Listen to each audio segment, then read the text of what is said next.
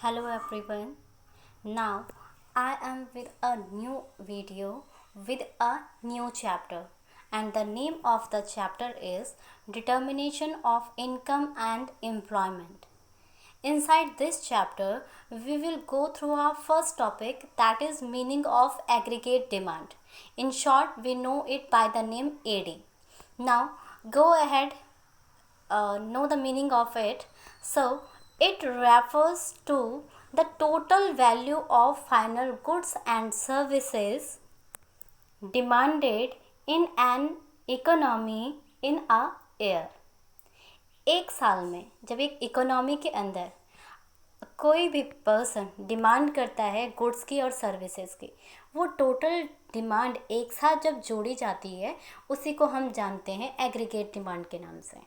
ठीक है, अगर इन्हें किसी दूसरे शब्दों में बोला जाए तो in other words, it is the maximum receipt which producers of an economy expect to realize from the sale of their output during a year. इसमें जो आपका प्रोड्यूसर है वो ये देख रहा है कि जो वो टोटल सेल कर रहा है और एक्सपेक्टेड कितना है, उसमें से उसे मिला कितना।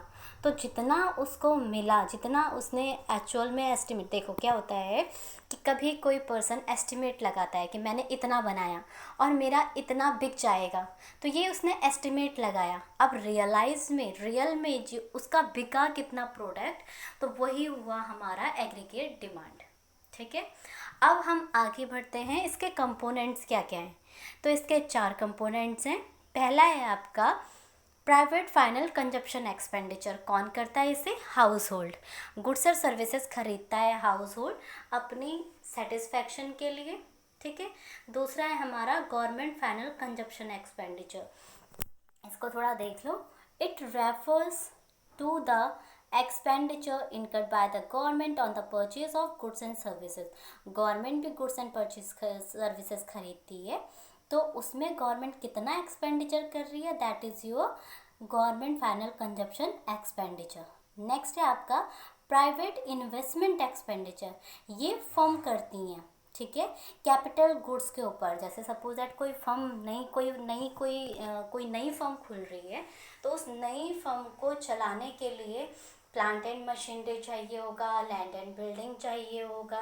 तो इन सब को परचेज करने के लिए कोई इन्वेस्टमेंट करेगी ना वो ह्यूज अमाउंट में, तो इसलिए हमने इसे एक्सपेंडिचर नाम न देके इन्वेस्टमेंट नाम दिया।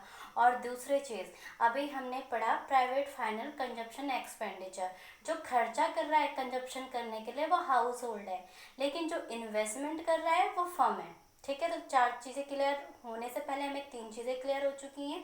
पहला, हाउस होल्ड करता है प्राइवेट फाइनल कंजप्शन एक्सपेंडिचर। दूसरा, फर्म करती है प्राइवेट इन्वेस्टमेंट एक्सपेंडिचर। और तीसरा, गवर्नमेंट करती है गवर्नमेंट फाइनल कंजप्शन एक्सपेंडिचर। ठीक है, अब नेक्स्ट है हमारा net export. So net export it refers to the difference between export and import. ये एक्सपोर्ट और इम्पोर्ट का क्या होता है? डिफरेंस होता है। तो फाइनली अगर हम बात करें एग्रीगेट डिमांड के फॉर्मूले की, तो एग्रीगेट डिमांड का फॉर्मूला होता है C + I + G + X - M। It means that consumption expenditure by private sector plus investment by private sector plus government expenditure plus export minus import। तो ये जो आपको 4 चीज़ों का अभी मैंने कंपोनेंट्स बताया था उसी को हमने शॉर्ट नाम दिया था, और इन शॉर्ट को हम चारों को जब हम ऐड करते हैं हमारा एग्रीगेट डिमांड निकल के आ जाता है। तो इसी को हम ओपन इकोनॉमी के नाम से जानते हैं। जरा याद रखना है इसको, ओपन इकोनॉमी के नाम से। लेकिन अगर हम सिर्फ AD = C + I करते हैं, कंजप्शन प्लस इन्वेस्टमेंट, अगर जब हम इन दोनों को ऐड कर देते हैं तो इसको हम दूसरे नाम से जानते हैं और उसका नाम है closed economy.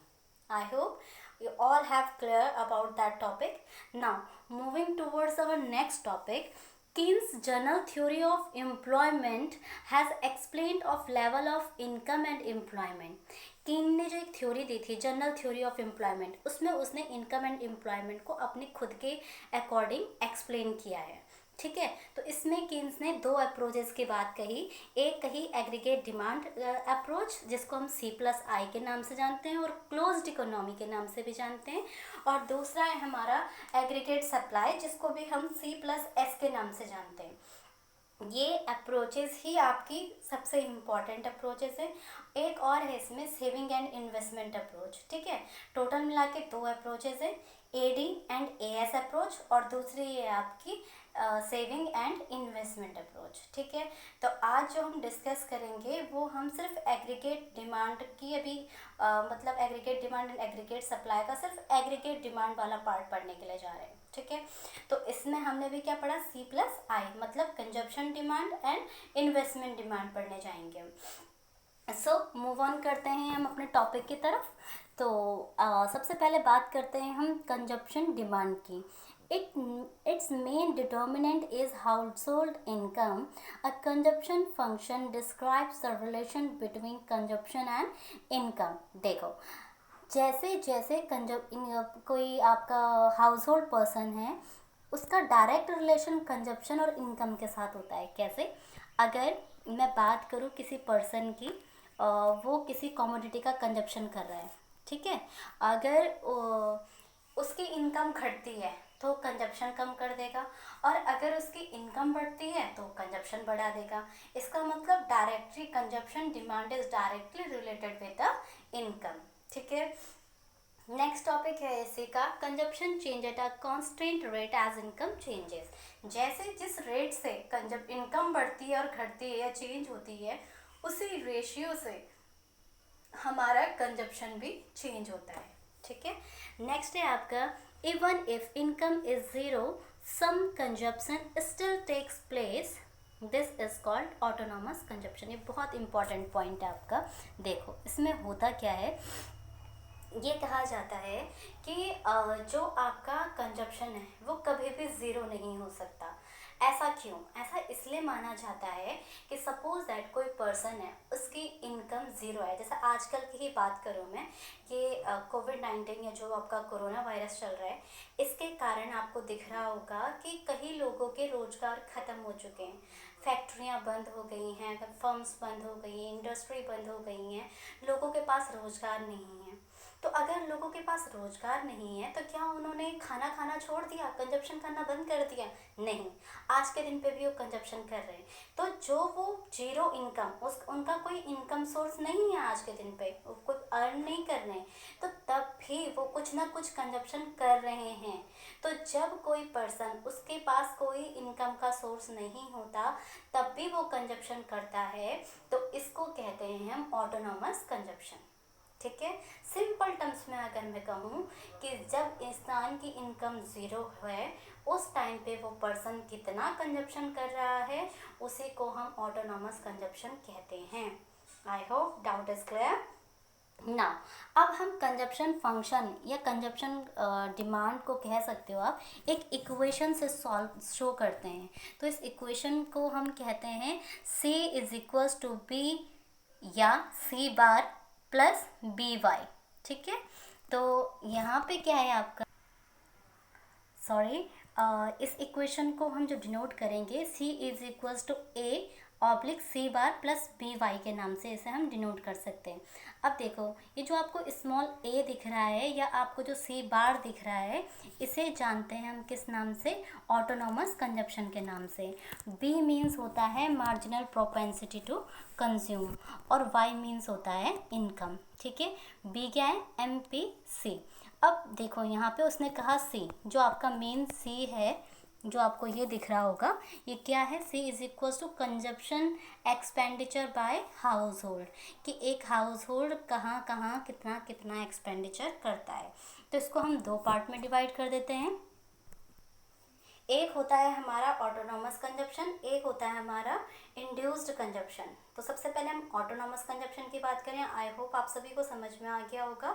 Autonomous consumption, zero income पे जब कोई पर्सन कोई कंजप्शन करता है, उसी को हम ऑटोनॉमस कंजप्शन कहते हैं। यहाँ पे कंज्यूमर है जो आपका, उसका इनकम के साथ कोई रिलेशन नहीं होता, ठीक है, वो इंडिपेंडेंट होता है, इनकम के रेशियो के अकॉर्डिंग ये चेंज नहीं होगा, इसी को हम ऑटोनॉमस कंजप्शन कहते हैं। जबकि इंड्यूस्ड कंजप्शन की बात करें तो इनकम के अकॉर्डिंग आपका कंजप्शन चेंज होता रहता है, यहाँ पे इनकम का रोल है, तो इसी को हम क्या कहते हैं, इंड्यूस्ड कंजप्शन। आप इसे वैसे पढ़ लीजिए एक बार। It shows the dependence of consumption on income, ये शो करता है आपको कि कितना कंजप्शन डिपेंड है इनकम के ऊपर। When income rises by rupees 1, induced consumption rises by MPC। ठीक है, तो इसका मीनिंग ये हुआ, अगर इनकम 1 रुपये से भी बढ़ती है तो आपके कंजप्शन में कितना चेंज आता है। तो जो हम चेंज दिखाते हैं उसे हम MPC से दिखाते हैं। ठीक है, अब MPC है क्या? It is a rate of change of consumption as income changes. वही बात कही उसने कि आपके अगर इनकम चेंज हो रहा है उस हिसाब से आपका कंजप्शन कितना चेंज हो रहा है, तो वही आपका क्या हो गया, MPC। इसको हम फॉर्मूला वाइज शो करें तो इसको हम शो करते हैं, MPC is equals to delta C is equals to delta C upon delta Y. ठीक है, और MPC को ही हम C नाम से भी जानते हैं और B नाम से भी जानते हैं। ठीक है, अब एक और चीज़, इंपॉर्टेंट चीज़ ध्यान देने वाली बात, MPC हमेशा 0 और 1 के बीच में रहता है। किसके बीच में?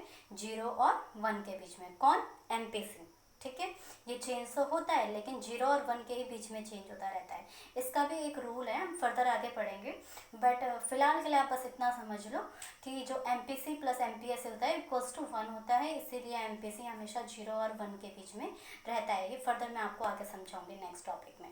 अब वापस आ जाते हैं, अभी हमने जो डिस्कस किया, हमने कंजप्शन डिमांड डिस्कस किया है। क्या किया है? Consumption demand. कंजप्शन डिमांड में हमने 2 टॉपिक पढ़े, ऑटोनॉमस कंजप्शन और इंड्यूस्ड कंजप्शन, और इसका फॉर्मूला क्या था, C is equals to A/C bar plus BY। ठीक है, सो अब मूव ऑन करते हैं हम दूसरे टॉपिक की तरफ, जो है आपका इन्वेस्टमेंट डिमांड। देखो, investment is defined as addition to the stock of physical capital like land and building, plant and machinery, etc. and inventories of finished goods for a producer। अब देखो यहाँ पे क्या बोल रहा है, वो कह रहा है कि अगर कोई पर्सन इन्वेस्टमेंट करता है तो किस चीज़ के लिए करेगा कि इन्वेस्टमेंट? प्लांट एंड मशीनरी के लिए, लैंड एंड बिल्डिंग के लिए, या अपनी फर्म में स्टॉक लाने के लिए। ठीक है, रॉ मटेरियल वगैरह परचेज करने के लिए, इन्वेंट्रीज परचेज करने के लिए वो ये सब कुछ इन्वेस्टमेंट करेगा। That is your investment demand.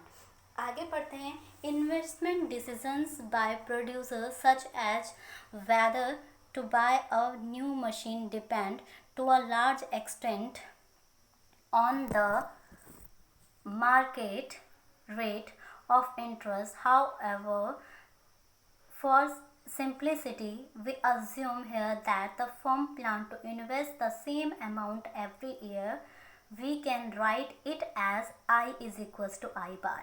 देखो अब क्या होता है, हर साल, या आप कह सकते हो 3-4 साल में एक बार, आपकी जो फर्म है या इंडस्ट्री है वो हमेशा अपने बिजनेस में एडिशनल अमाउंट इन्वेस्ट करती है ताकि उनका बिजनेस एक्सपेंड हो। अब वो बिजनेस एक्सपेंड करने के लिए ज़रूरी नहीं है कि एक लिमिटेड अमाउंट ही इन्वेस्ट करे, बट अपने आप को एक एग्जाम्पल के अंदर ढालने के लिए हम ये मानते हैं कि जो आपका फर्म का ओनर होगा, या जो फर्म है या इंडस्ट्री है, वो हमेशा एक कांस्टेंट अमाउंट ही इन्वेस्ट करती है अपनी बिजनेस पे। इसीलिए हम इन्वेस्टमेंट को आई बार से डिनोट करते हैं। आई बार हमें ये डिनोट कराता है कि जो आपका इन्वेस्टमेंट है वो कांस्टेंट है, उसमें कोई भी चेंज नहीं आ रहा है। ठीक है, अब यहाँ पे देखो क्या लिखा है, where I bar is a positive constant which represents the autonomous investment in the economy in a given year. ये आपको ये शो कर रहा है कि जो आपका फर्म है या इंडस्ट्री है वो एक कांस्टेंट रेट पे अपनी बिजनेस के ऊपर इन्वेस्ट कर रहा है, उसमें कोई भी चेंज नहीं आएगा। ठीक है, I'm repeating again the topics. Firstly, we had go through the topic that is your aggregate demand. Then after then we read its four component, that is your C plus I plus G plus X minus M. Later on we had gone through the approaches, that is aggregate demand and aggregate supply approach and saving and investment approach. We have only completed the topic aggregate demand approach. Still aggregate supply is remaining, so we will discuss it in the next topic. Thank you everyone.